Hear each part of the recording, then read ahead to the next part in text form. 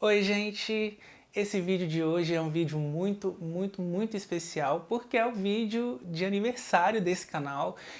Hoje é a data em que eu lancei o primeiro vídeo há 2 anos atrás, então é uma comemoração de 2 anos desse canal. E, bom, eu queria fazer um vídeo com um formato diferente para poder comemorar esse dia, né? E como eu geralmente não lanço muitos vídeos onde eu coloco um toque um pouco mais pessoal na minha abordagem, eu quis abrir um pouco esse espaço onde eu posso falar um pouco mais de mim, porque eu acho que depois de 2 anos fazendo vídeos, falando de temas voltados à comunicação política, militância e a outros temas dentro da esquerda radical, eu achei que era um momento de falar um pouco mais de mim para as pessoas que me acompanham, principalmente as pessoas que me acompanham e não me conhecem, saberem um pouco mais sobre essa pessoa, mas sem deixar de lado os aspectos políticos também que sempre são temática no canal e que eu acredito que fazem diferença quando eu estou abordando os debates aqui. Na verdade, gente, eu sou uma pessoa que costuma evitar trazer temas muito pessoais, experiências muito particulares minhas para a rede social, para falar sobre assuntos sobre a minha vida mesmo, íntima, porque eu sou uma pessoa um pouco mais reservada na minha vida privada. Só que ano passado, algumas pessoas que são mais próximas de mim perceberam que eu passei por algumas exposições e que diante disso eu me permiti, em alguns espaços das redes sociais, abrir um pouco sobre a minha vida, falar sobre experiências que eu já passei, sobre alguns traumas que eu já passei também nesse último período. E diante disso eu pensei que também não seria um problema eu falar um pouco mais sobre algumas coisas pessoais aqui nesse espaço. E para poder me abrir para isso de uma forma que também não fosse muito difícil para mim, eu resolvi me apropriar de um joguinho que fez bastante sucesso nas últimas semanas nos stories do Instagram, que é o joguinho do verdadeiro ou falso, onde a pessoa que te acompanha, ela te manda uma hipótese ali, geralmente ela manda uma hipótese que tem a ver com as coisas que você fala, com as coisas que você debate, ou que pode ter a ver com a sua personalidade, e muitas vezes até presumindo que aquilo pode ser uma verdade ou não, e a partir daquilo, daquela hipótese, você lança um comentário de verdadeiro ou falso e fala um pouco sobre aquela coisa ali que a pessoa jogou.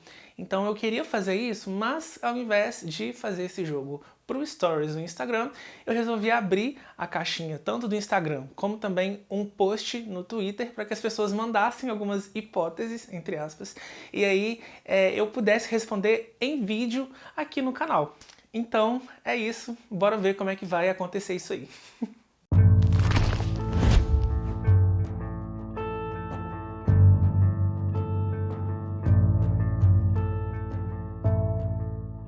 Para começar, a Sara Cris Souza jogou aqui. Você vai cantar. Então, falso, Sara. Se bem que assim, eu estive pensando antes de gravar esse vídeo que, tipo, poxa, é aniversário de 2 anos, né? Aniversário do canal e tudo mais. Ia ser super bacana se eu chegasse e abrisse o vídeo cantando uma música, cantando algo que remetesse ao canal, a parabéns e tal, porque as pessoas que inclusive são próximas de mim, como a Sara, sabem que eu gosto muito de cantar. Só que aí eu pensei de novo assim sobre isso e ficou na minha cabeça, não faça isso, não é um espaço adequado, vai ser brega, vai ser clichê, vai ser esquisito, é melhor você deixar isso para uma outra ocasião. Então não, eu não vou cantar hoje nesse vídeo, tá? Me desculpe, mas eu aqui já deixo a proposta, Sara, que pro pós-pandemia, e eu espero muito que esse momento ele venha a chegar, eu realmente tenho esperança ainda nisso, de que a gente possa juntar nós dois, mais uma galera também, para que a gente vá até um karaokê e cante e seja feliz, feliz pra vida, enfim. Bora fazer isso acontecer, né? A Lara Palhares comentou assim: hipótese. Que você é tímido e pensou muito sobre a exposição antes de criar o canal. Sim, sou muito tímido. Essa timidez, ela também se reflete em insegurança na minha vida, se reflete em vergonha, às vezes em autossabotagem. E pensa comigo, assim, acho que muita gente pode até se identificar com isso. Você já é uma pessoa insegura, você é uma pessoa nervosa, que sempre teve dificuldade de falar em público, de falar para uma câmera, e aí você vai abrir um canal onde não apenas você vai falar, as pessoas vão te ouvir, mas elas também vão te ver. Isso é assustador, sinceramente, assim. Eu tive uma experiência anterior que me ajudou a trabalhar com essa possibilidade de estar em frente a uma câmera comunicando ideias. Isso ajudou muito, mas eu pensei muito sobre a exposição e os impactos psicológicos que a exposição poderia fazer comigo. A questão é que eu passei por exposições, não apenas exposição no sentido de falar de política no canal do YouTube ou num canal no IGTV e tudo mais. Eu passei por exposições para além disso e isso tem me feito lidar com algumas coisas, lidar com questões que eu não saberia que eu não fazia ideia de que eu teria que lidar e como eu poderia lidar com isso também. Isso me fez realmente pensar bastante sobre ter um canal ou não, mas eu tô aqui. Tô aqui e isso é uma vitória para mim, com certeza. A Stephanie de Paula colocou aqui: verdade que conseguiu os primeiros 1000 inscritos em menos de um ano de canal. Essa verdade assim, às vezes parece pouco, gente, mas para quem faz comunicação política de esquerda radical, marxista no YouTube, sabe que é difícil você conseguir 1000 inscritos. Nós temos aí comunicadores e comunicadoras que possuem um público mais estagnado. A gente tem a Sabrina, a gente tem o Igor Leone, a gente tem o Samuel Silva Borges, a Dmitra Vulcana, Laura Sabino, o Chavoso da USP, mas a gente tem também uma outra vasta diversidade de comunicadores marxistas que não chegam nem aos 1000 inscritos ou que não passam de pouco mais de 1000 inscritos, que não conseguem muito engajamento. Então eu consegui com menos de um ano de canal e eu consegui tanto pelo trabalho que eu faço, pela confiança que eu fui conseguindo conquistar nas pessoas, com as pessoas, além de apoios muito importantes de vários desses camaradas que eu citei aqui, mas não é muito fácil, tá? Não é fácil. Hoje eu já estou chegando aos 7.000 inscritos, eu espero que quando eu lançar esse vídeo já tenha chegado aos 7.000 inscritos, eu tô confiante, mas assim, tem muita gente que ainda não chegou. E eu gostaria de ver um cenário onde muita gente pudesse chegar, porque a gente precisa ter o mínimo de estrutura para que mais pessoas consigam manter produções, trabalhos voltados à comunicação de esquerda, marxista, anticapitalista, e não só marxista também. Tem muita galera anarquista fazendo trabalho massa, e enfim, eu acho que isso parte sim da gente dar uma chance pro pessoal, isso parte da gente acompanhar, porque às vezes escrever é importante sim, faz toda a diferença no engajamento, mas o que vai garantir motivação para além disso é você acompanhar o conteúdo, é você engajar comentando, sabe? Porque isso faz diferença mesmo para a pessoa saber que esse conteúdo está chegando nas pessoas e que está fazendo diferença para outras pessoas também. Então, realmente, eu espero que a gente consiga fazer isso, senão a gente vai perder muita gente com potencial que poderia agregar mais nesse espaço. Bom, Elis Borum comentou aqui: o PSOL foi sempre sua primeira escolha? Então, esse comentário aqui eu tô esquecendo de falar verdadeiro e falso para as coisas, gente, mas eu vou falar.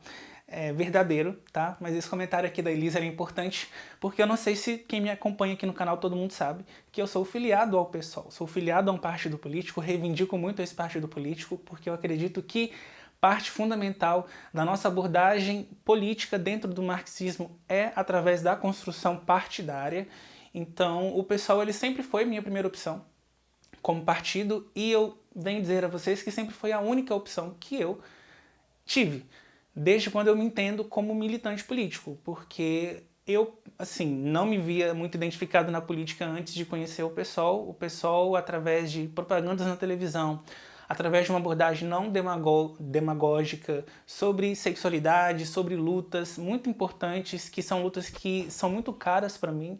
Eu entendi que haviam pessoas realmente comprometidas com essas bandeiras, e o que mais me surpreendeu e que me ganhou para o socialismo foi linkar essas lutas com a luta anticapitalista. Eu acho que o pessoal cumpre esse papel muito bem. Tem suas contradições, não é um partido perfeito, nenhum partido é, né? A gente não pode romantizar isso, mas foi sim por ter essas abordagens, por não tratar esses temas como secundários ou de forma demagógica, e também porque é um partido com abertura, tanto abertura para que as pessoas possam criticar, possam se posicionar, mas é um partido que não se prende a ideias que não conseguem dialogar com o que são as concepções que a gente precisa amadurecer para o século XXI. De entender um socialismo que consiga fazer balanços críticos sobre experiências do passado e que também consiga dar abertura para o ecossocialismo, porque eu sou um militante ecossocialista e o PSOL para mim é o único partido hoje que dá abertura real para o ecossocialismo, com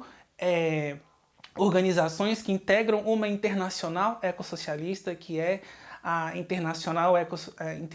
Quarta Internacional Mandelista, e eu acredito que isso faz muita diferença sim. Então o PSOL sempre foi minha primeira escolha, embora no começo da minha militância política eu tive bastante aproximação com alguns camaradas do PSTU também.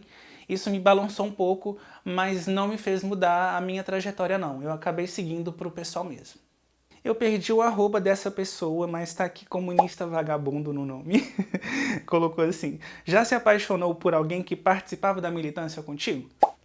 Verdadeiro. Inclusive, no comecinho da minha militância, quando eu comecei a frequentar alguns coletivos, eu estive numa reunião que integrava vários partidos, várias organizações. Era uma reunião para se pensar política, para se pensar cidade, e no caso onde eu moro, a cidade de Belo Horizonte. Então tinham vários movimentos ali, e nesse espaço eu já estava me aproximando, já tinha uma simpatia muito grande, por exemplo, pelo PSOL. Aí eu estava me aproximando e tal, e aí numa reunião eu vi um cara lá, que eu fiquei encantado e foi meio que uma paixão à primeira vista. Ele já era de um coletivo, que foi um coletivo que eu fiz parte durante um tempo, e que esse coletivo, ele era um coletivo que eu já estava pensando em me aproximar naquela época. E eu encontrar aquele cara fez toda a diferença para que eu realmente levasse isso também adiante, de estar dentro desse coletivo. Isso não deu em nada, gente, porque eu sou uma pessoa que alimenta muitas paixões platônicas. Ele foi uma das minhas maiores paixões platônicas, que duraram por um certo tempo. Não tive coragem de chegar pra ele e falar que eu tinha um certo afeto por ele. Eu não tive enfim, não tive essa ousadia. E depois isso também se reverteu em amizade, uma amizade muito respeitosa, muito carinhosa. Eu tenho ele como um amigo muito querido. A gente já trabalhou em várias coisas juntos. E, enfim, eu acho que faz parte, viu? Faz parte. Se apaixonar na militância é interessante, mas não foi uma coisa que rendeu, não foi uma praxis. Jean Farias M colocou aqui: a revolução vai acontecer ainda na nossa geração. Vou colocar como verdadeiro, não como uma visão profética, né? Eu não acredito nessas coisas, então falar assim, não vai acontecer porque o caminho único da sociedade é o socialismo. Eu, gente, como um marxista, acredito que o socialismo tem que ser construído. A revolução, ela tem que ser construída. E vai ser construída pelas mãos dos setores oprimidos e explorados. Então, ela não vai simplesmente acontecer pela definição do sistema capitalista. Quem dera se fosse assim, ia ser muito mais fácil, mas infelizmente não é assim que acontece, né? Mas eu coloquei verdadeiro porque, embora eu não possa afirmar categoricamente que vai acontecer, eu acredito que deve acontecer. Ela deve ser construída, ela precisa partir das nossas mãos, e eu coloco isso inclusive porque ela precisa ser centralidade na abordagem da esquerda radical hoje dentro da nossa conjuntura, não só no Brasil como no mundo também. Então eu acredito que deve ser uma centralidade da nossa luta, porque tendo em vista todos os aspectos que a gente está vendo hoje na sociedade, aquecimento global, crise climática, crise sanitária e tudo mais, se a gente não fizer uma revolução ecossocialista, a nossa humanidade não vai sobreviver. Nós vamos seguir para a autodestruição, que é para onde o capitalismo nos leva no fim das contas. Nessa premissa aqui do ecossocialismo ou barbárie ou extinção, eu acredito que a revolução ela precisa acontecer na nossa geração para o nosso próprio bem. Bom, continuando, o Matt Vaz 97 colocou aqui: a mística e o método de trabalho de base do MST. Sim, verdadeiro. Inclusive, eu ouso dizer aqui que sem mística não haveria luta que resista, não haveria luta que sobrevivesse ao capitalismo, essa sociedade que a gente vive hoje. Ainda mais quando a gente está pensando no contexto latino-americano, né? em que a espiritualidade, existem diversos elementos culturais que permeiam e se entrelaçam com a resistência das pessoas a todas as mazelas da sociedade capitalista. A gente não pode simplesmente desconsiderar todos esses aspectos quando a gente está falando de fazer luta, né? E a mística, ela meio que ressignifica todos esses aspectos que permeiam a fé, todos esses aspectos que permeiam sim a espiritualidade, elementos culturais, e transforma isso dentro da luta como energia, como vigor, como uma forma de dar novos contornos para o que é a solidariedade entre as pessoas. Isso nos movimentos sociais é muito presente. Quando a gente vai pensar a luta campesina, a luta das pessoas no campo, a luta com o MST, isso está muito presente porque faz parte da história de vida, das trajetórias dessas pessoas. Então não dá para a gente ignorar. E a mística, ela está em volta do que é isso, né? O mistério da vida, o mistério na luta, o que faz a gente realmente, a gente conseguir perceber o quanto que é relevante, é significativo a gente estar dentro da luta, o quanto que a gente precisa estar resistindo aos mais diversos ataques e a gente segue firme na militância política. A mística, ela está ali a todo tempo buscando compreender que negócio é esse que está acontecendo, que consegue dar tanta força de vontade e vontade de viver para as pessoas que sofrem nessa sociedade. E como que a solidariedade, como que a união dessas pessoas, a unidade de ação dentro dos processos de fazer luta no cotidiano é muito importante quando a gente está tratando essas questões.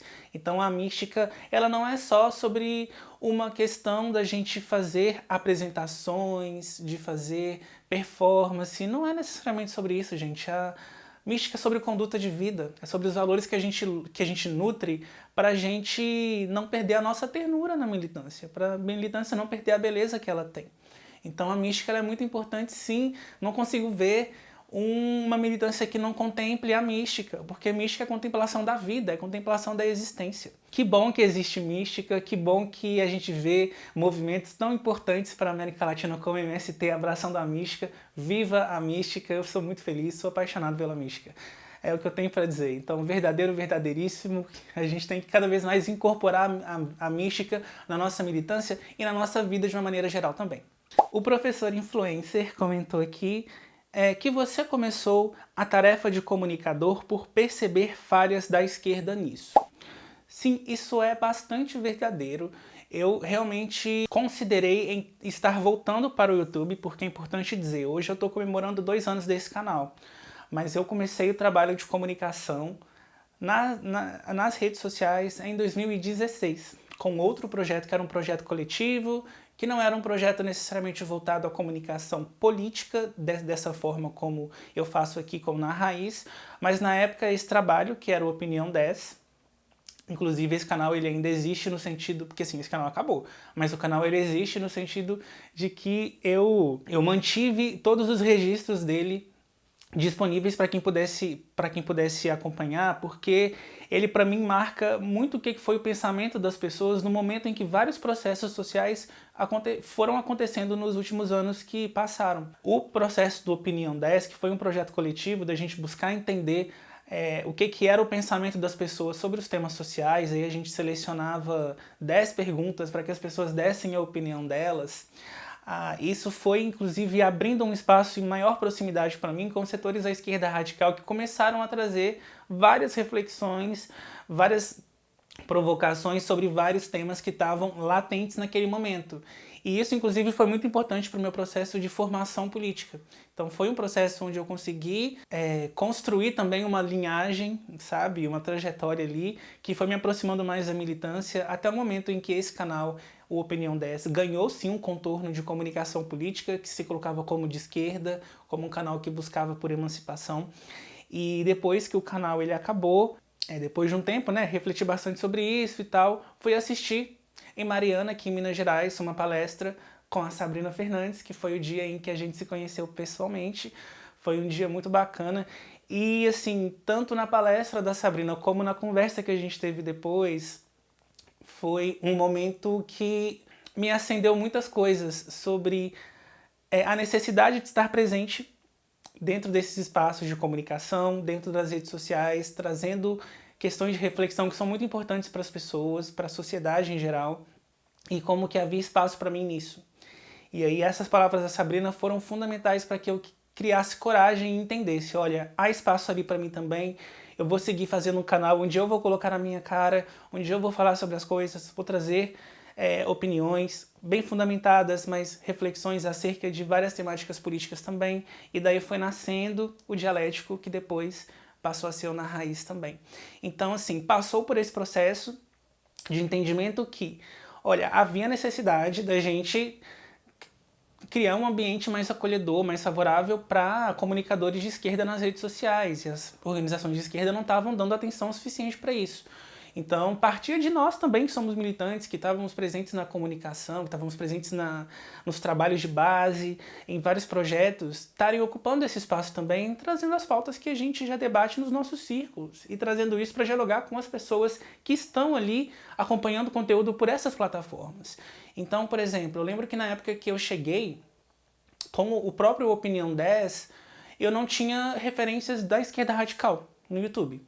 Eu já vinha acompanhando alguns canais da esquerda convencional, que eram canais que não repercutiam muito nos ideais que eu acreditava que deveriam ser mobilizados pela esquerda, sabe? Muitas vezes uma esquerda muito complacente com vários processos de contradição na institucionalidade, eu sempre achava isso bastante problemático, mas eu ainda tive algumas pessoas que foram percursoras para mim. Por exemplo, o primeiro canal que eu vi mais independente e que dava um pouco mais de espaço, era um pouco mais arejado para temáticas da esquerda radical, era o Justificando, onde eu tive acesso ao quadro do Coisas que Você Precisa Saber, do Igor Leone, que foi o primeiro comunicador de esquerda radical que eu conheci no YouTube.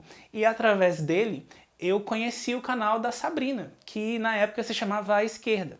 E foi o primeiro canal que eu realmente consegui ver incorporado ali pautas fundamentalmente de esquerda, fundamentalmente marxistas, e isso serviu como pontapé para muita gente mesmo, assim, fazendo a comunicação com esse viés. Então, entender que a gente precisava de criar um terreno cada vez mais propício para essas pautas pipocarem, florescerem, foi uma coisa que me engajou muito, que eu acreditei que faltava muito na esquerda e vim aqui para tentar contribuir, auxiliar também nessa construção de suprir tanta demanda que surge pra gente e que a gente não dá conta de cobrir tudo sozinho, né? E por último, o João Viga, ele comentou: o ecossocialismo é revisionista, ou seja, a pessoa nunca estudou sobre ecossocialismo. Pois é. Eu vou colocar aqui verdadeiro para essa afirmação do João, para essa hipótese dele, mas vou colocar verdadeiro com ressalvas. E por que eu coloco isso? Porque realmente, gente, tem muitas pessoas que reproduzem um jargão pronto, muitas vezes que circula bastante no campo do marxismo, de que ecossocialismo é revisionismo. E muitas vezes as pessoas que reproduzem isso, elas nunca pararam para ler um autor, uma autora que trabalha com o debate sobre ecossocialismo ou que já fez algum estudo mais profundo sobre as questões da ecologia marxista, da ecologia que está presente nas próprias obras do Marx, quando a gente vai ver que existem, desde a base marxiana, da teoria marxiana, tem elementos ali que já trabalham com a relação do ser humano com a natureza, de como que, através desse processo de apropriação privada do trabalho, de estranhamento do ser humano para com os meios de trabalho que são também fontes de vida para a humanidade, essas fontes de vida elas advêm da natureza. Esse processo de estranhamento é um processo de estranhamento também do ser humano para com a própria natureza. Porque o próprio Marx ele vai falar isso, que o ser humano ele é parte da natureza, é a parte integrada da natureza. Inclusive nos manuscritos econômicos filosóficos, ele vai até usar de um termo de que a natureza ela é uma natureza inorgânica ao ser humano, porque a natureza em si ela não é o ser humano, mas nós viemos à natureza e a natureza ela compõe o nosso corpo a partir do momento em que a gente utiliza ela como alimento para poder sobreviver. Então ela passa a integrar também o nosso corpo e é parte fundamental para a nossa existência. Então existem muitos debates ali importantes a partir da base marxiana de como que a gente consegue trabalhar com essa relação de ser humano e natureza e que a gente pensar um ser social é a gente também pensar um ser natural. E que esse processo de acumulação de capital, da propriedade privada, ele vai dissociando o ser humano dessa relação e vai distanciando o ser humano de se perceber enquanto parte da natureza, enquanto ser social que também é um ser natural.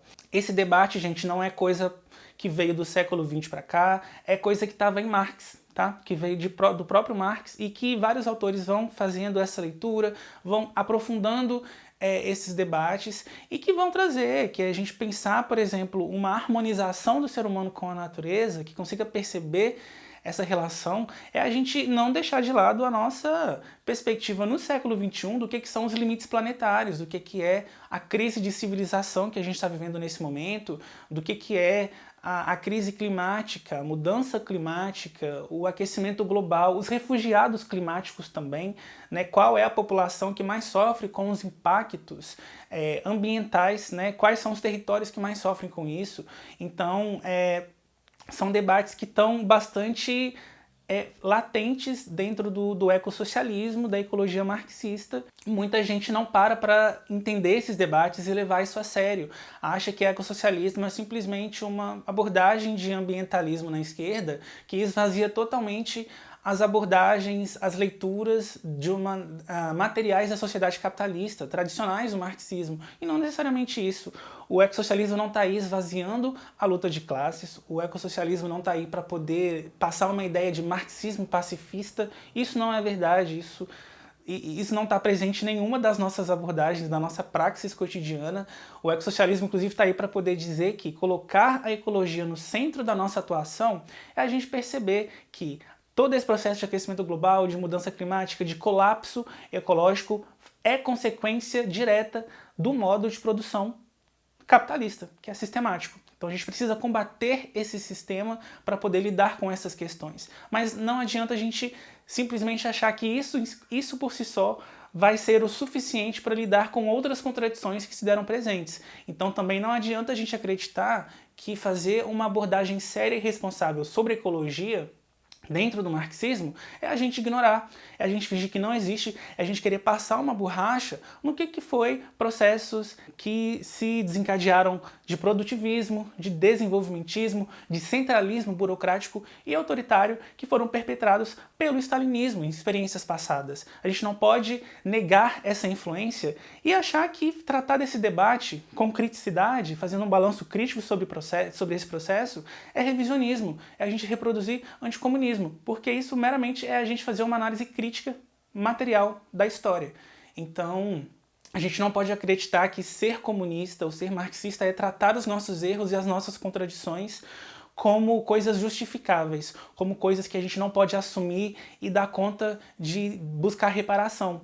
Então, assim, a gente entender que precisa fazer esses processos é não sacralizar os processos, é entender que os processos eles não possuem o mesmo conteúdo desde o início até o final desses processos, existem meandros, existem variáveis ali, e a gente precisa compreender também que são processos que não estão imunes de contradições. Então há bastante coisa para a gente apontar, para a gente superar sim. E às vezes pautar um debate que fala sobre superação, que fala sobre rupturas de certos métodos, de certas abordagens e concepções de revolução, de como se trabalhar com forças produtivas dentro da leitura marxista, isso acaba colocando algumas coisas em questão de outras tradições, de outras perspectivas dentro do marxismo, de outras defesas do marxismo, e para algumas figuras acaba sendo mais conveniente apontar o ecossocialismo como revisionismo, como anticomunismo, como pós-moderno, como liberalismo de esquerda, do que enfrentar o problema em si, do que fazer um balanço crítico, do que fazer autocrítica. Então, da mesma maneira que existem sim pessoas, figuras que reproduzem uma ideia que não é nem senso comum, é mau senso mesmo, sobre o ecossocialismo, existem pessoas muito conscientes que sabem muito bem da contribuição do ecossocialismo, que sabem que não há esvaziamento nem deturpação dos conceitos fundamentais do marxismo, mas que ainda assim propagam esse tipo de inverdade, porque sabem que isso pode ser benéfico para a sua tradição, para sua corrente ou para o seu próprio pensamento, né? Porque isso cria uma certa resistência das pessoas a entenderem o que é o ecossocialismo. Isso pode sim enfraquecer o debate, mas nós estamos aqui para poder fazer uma disputa, mas uma disputa ética sobre todas essas questões, sem precisar de desmoralizar outras leituras porque não são compatíveis com a nossa, a gente sabe o nosso lugar, mas a gente também não vai aceitar calado que as pessoas, né, coloquem mentiras a respeito da nossa abordagem, da nossa da nossa tradição, do que é da nossa trajetória, o nosso histórico mesmo de referencial. Vamos fazer os debates que precisam ser feitos, né? A gente acredita que não precisa de ficar dizendo que tratar alguns debates é polêmica falsa, é criar espantalho sobre as coisas. A gente tem que tratar os debates com seriedade e sem medo, né? Sem medo de apontar essas contradições. Então é isso, nós não vamos nos sentir intimidados, vamos seguir fazendo uma disputa e lutando por uma sociedade ecossocialista que é mais do que necessária nesse tempo que a gente está vivendo.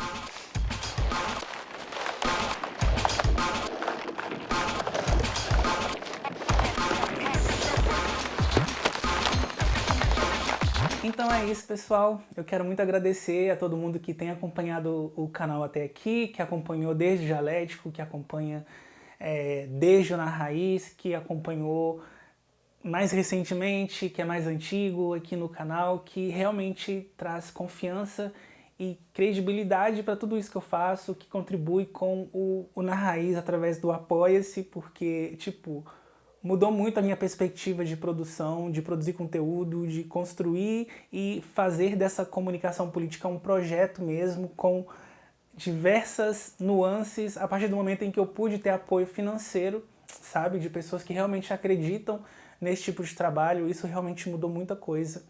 E eu sou muito grato por tudo isso, porque fazer um canal no YouTube não é fácil, não é fácil.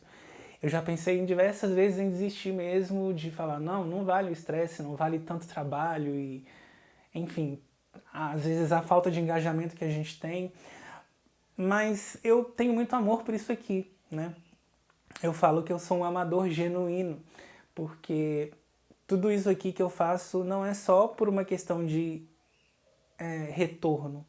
Fosse financeiro, que nunca foi um horizonte, porque né, não faz muito sentido isso para mim, fosse também retorno sobre público, audiência, fama, autoconstrução, porque o que eu gosto é de compartilhar ideias, é de poder poder contribuir com essa difusão de ideais que a gente precisa fazer chegar até as pessoas para que a gente fortaleça a nossa luta no cotidiano, para que a gente fortaleça a nossa perspectiva de um dia conseguir transformar essa realidade. Então, ser uma formiguinha, como já diz o Thiago, que contribui aí nesse trabalho que precisa de um mutirão, é uma coisa que me deixa muito honrado, realmente. Então eu quero agradecer do fundo do meu coração.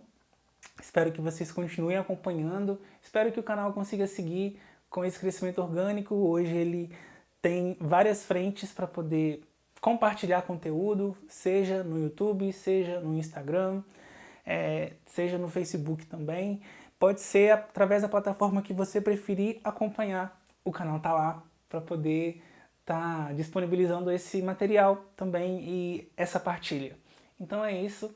Agradeço demais a todo mundo por tudo e logo mais a gente se encontra.